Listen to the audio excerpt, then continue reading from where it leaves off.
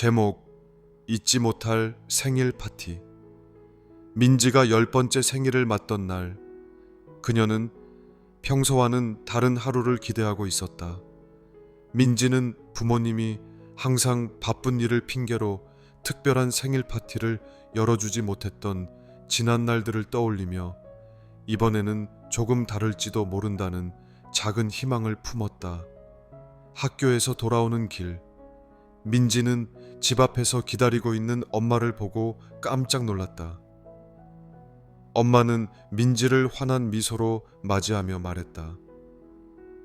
우리 민지, 오늘은 특별한 날이잖아. 엄마가 너를 위해 준비한 게 있어. 민지는 설레는 마음으로 엄마를 따라 집 안으로 들어갔다. 그런데 집 안은 너무나 조용했다. 서프라이즈 파티는 아닌가 봐. 민지는 속으로 생각하며 실망감을 애써 감췄다. 하지만 엄마는 민지를 부엌으로 데려가며 말했다. 자, 이건 너를 위한 첫 번째 선물이야. 부엌 식탁 위에는 민지가 좋아하는 딸기 케이크가 놓여 있었다. 케이크 위에는 직접 만든 듯한 초콜릿 글씨로 민지야, 사랑해 라고 적혀 있었다. 민지는 눈이 동그래지며 엄마를 바라보았다. 엄마가 이걸 만들었어? 엄마는 부끄럽게 웃으며 고개를 끄덕였다. 처음 만들어 본 거라 모양이 조금 이상할 수도 있지만 너를 위해서라면 뭐든 할 수 있지. 민지는 케이크를 보며 웃었지만 한편으로는 생일 파티는 없는 것 같아 조금은 아쉬웠다. 그런데 그때 현관문이 열리는 소리가 들렸다. 아빠가 퇴근하고 돌아온 것이었다. 그런데 아빠만이 아니었다. 아빠 뒤로 민지의 가장 친한 친구들이 하나둘 모습을 드러냈다. 생일 축하해, 민지야. 친구들이 환호하며 외쳤다.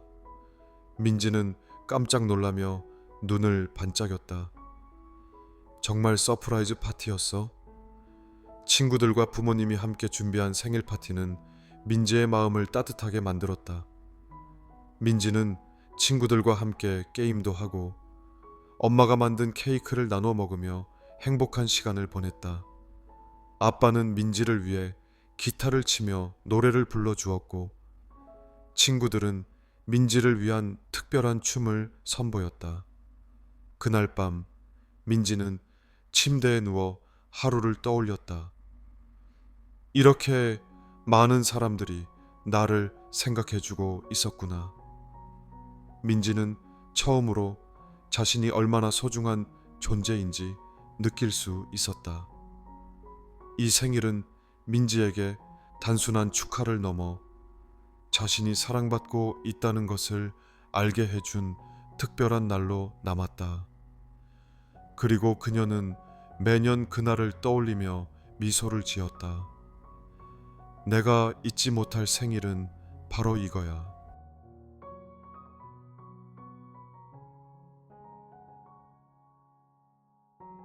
제목 사랑의 편지 한 통. 어느 한적한 시골 마을, 산과 들판으로 둘러싸인 작은 집에 할머니 윤정희가 살고 있었다. 정희 할머니는 마을 사람들에게 따뜻한 위로와 사랑을 담은 편지를 쓰는 것으로 유명했다. 그녀의 편지는 마을 우체부가 가장 먼저 알아볼 정도로 독특했다.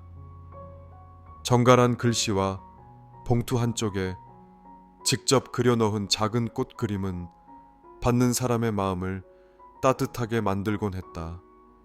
어느 날 도시에서 공부 중인 손자 민호에게서 편지가 도착했다. 민호는 서울의 대학에 입학한 후 바쁜 도시 생활에 치이며 가족과의 소통이 점점 줄어들었다. 그러던 중 민호는 힘들고 외로운 마음을 담아 할머니에게 편지를 썼다. 할머니, 도시에서 공부를 열심히 하고 있어요. 하지만 여기는 너무 바쁘고 차가운 곳이에요. 사람들 속에서 혼자인 기분이 드는 날이 많아요. 할머니가 보내주셨던 손편지가 많이 그리워요. 사랑한다고 쓰여 있던 그 따뜻한 글씨체와 봉투 구석에 있던 꽃 그림도요. 정희 할머니는 민호의 편지를 읽고 가슴이 뭉클했다. 손자가 느끼고 있는 외로움과 그리움을 헤아리며 곧장 답장을 쓰기 시작했다. 정성스럽게 글씨를 쓰고 봉투 한쪽에 민호가 좋아했던 해바라기 그림을 그렸다. 사랑하는 민호야, 네가 그곳에서 얼마나 열심히 살고 있을지 상상만 해도 대견하구나. 하지만 바쁘고 차가운 도시 속에서 네가 느끼는 외로움이 내 마음을 아프게 한다. 항상 내 곁에 있지는 못하지만 내가 보내는 이 편지가 너에게 작은 위로가 되길 바란다. 봉투에 그린 해바라기는 네가 밝고 건강하게 자랐던 이곳 시골의 햇빛을 담았단다. 내가 너를 얼마나 사랑하고 응원하는지 잊지 말아라. 힘들 땐 언제든 내게 편지를 써주렴. 사랑한다, 우리 민호야. 할머니가. 민호는 할머니의 편지를 읽으며 마음이 따뜻해지는 것을 느꼈다. 도시의 차가운 공기가 잠시 멈춘 듯했고 그는 혼자가 아니라는 확신이 들었다. 할머니의 편지는 단순한 글자가 아니었다.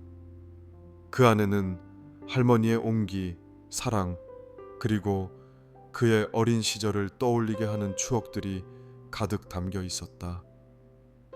이후 민호는 도시에서의 삶이 힘들 때마다 할머니와 편지를 주고받았다. 할머니는 계절마다 다른 꽃을 그림으로 그려 편지에 담았고 민호는 편지를 읽을 때마다 시골의 정경과 할머니의 따뜻한 미소를 떠올렸다. 민호도 할머니에게 자신의 삶의 조각들을 적어 보냈다. 새로운 친구들, 학교에서의 도전, 그리고 작은 성공들까지.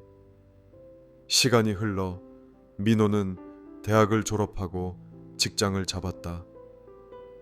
바쁜 나날 속에서도 할머니와의 편지는 끊이지 않았다.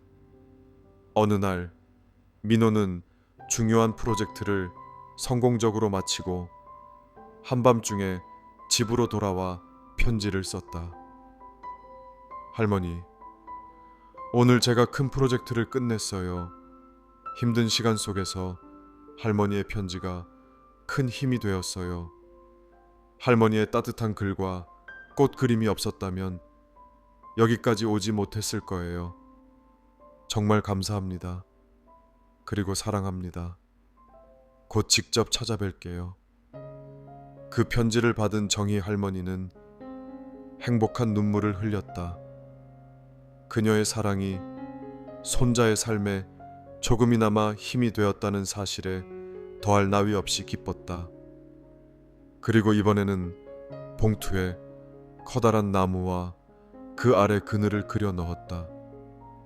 민호가 이제는 스스로 큰 나무처럼 성장했음을 축복하는 마음을 담아서 민호는 그해 봄 오랜만에 시골 집을 찾았다. 할머니의 마당에 활짝 핀 꽃들처럼 두 사람의 마음도 그렇게 따뜻하게 피어났다. 두 사람은 한참 동안 함께 앉아 차를 마시며 서로의 편지를 읽고 웃었다. 세월이 흘러도 변치 않는 사랑과 따뜻함이 그들 사이에 흘렀다. 그날 이후로도 할머니와 손자의 편지는 멈추지 않았다. 정희 할머니의 손편지는 민호의 삶 속에서 언제나 사랑과 희망을 담은 빛이 되어 주었다.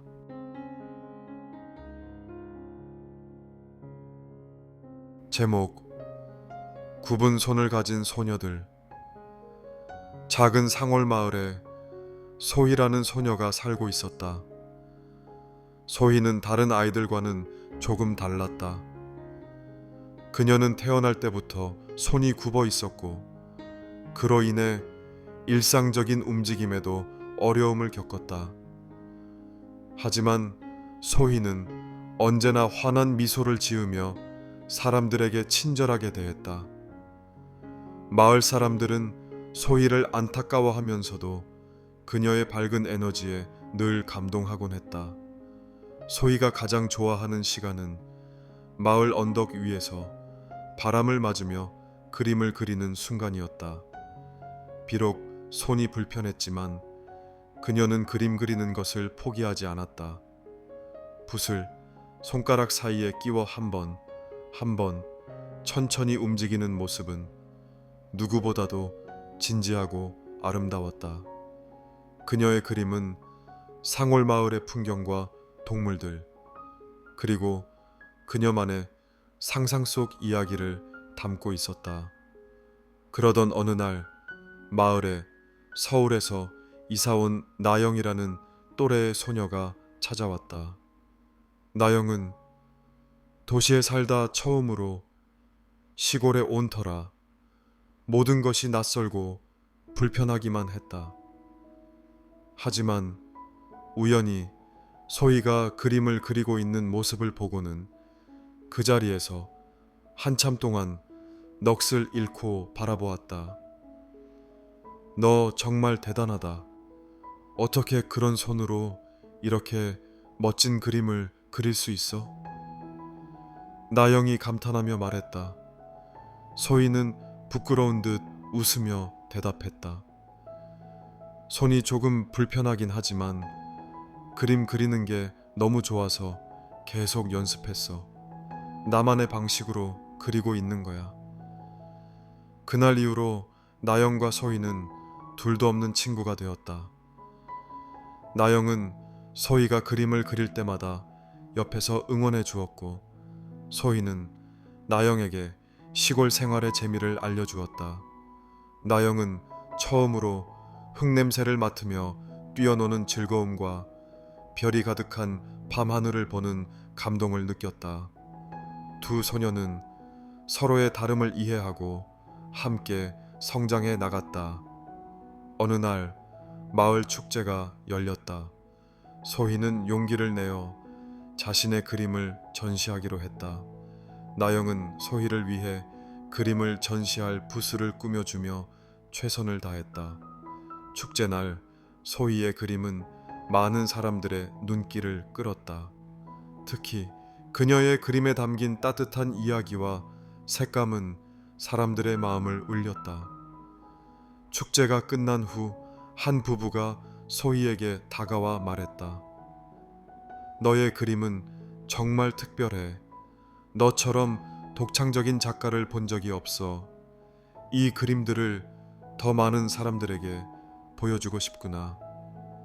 그날 이후로 소희는 그림을 통해 세상과 소통하기 시작했다. 그녀의 작품은 마을을 넘어 도시에서도 주목받았고 그녀는 자신의 경험을 이야기로 풀어내며 사람들에게 용기와 희망을 주는 작가가 되었다. 나영은 그런 소희를 보며 기뻐했고 두 사람의 우정은 더욱 깊어졌다. 소희는 비록 손이 불편했지만 그 손으로 만들어낸 작품들이 세상에 울림을 주었다. 그녀는 자신의 이야기를 통해 사람들에게 말하곤 했다. 모양이 조금 다르다고 해서 그 손이 하는 일이 가치 없지는 않아요. 나의 손은 나만의 방식으로 세상을 아름답게 만들고 있답니다. 그리고 그 말은 소희와 나영이 함께한 모든 순간을 떠올리게 하는 진실이기도 했다. 그들의 우정과 소희의 용기는 많은 이들에게 영감을 주며 오래도록 기억되었다.